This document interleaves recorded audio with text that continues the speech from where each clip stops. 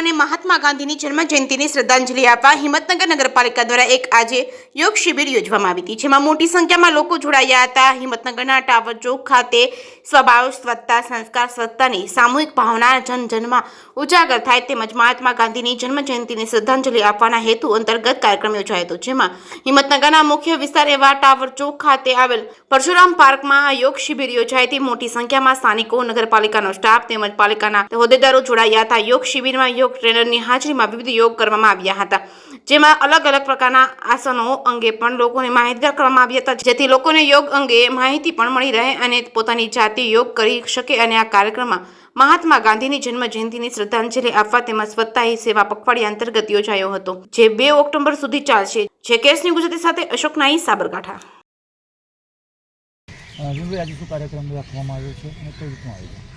आज रोज हिम्मतनगर नगरपालिका द्वारा स्वच्छता मिशन अंतर्गत स्वच्छ हिम्मतनगर स्वस्थ हिम्मतनगरનો કાર્યક્રમ અંતર્ગત યોગાનો કાર્યક્રમ રાખવામાં આવ્યો છે અને તે હિંમતનગર નગરપાલિકાના મુખ્ય બગીચામાં રાખવામાં આવ્યો છે।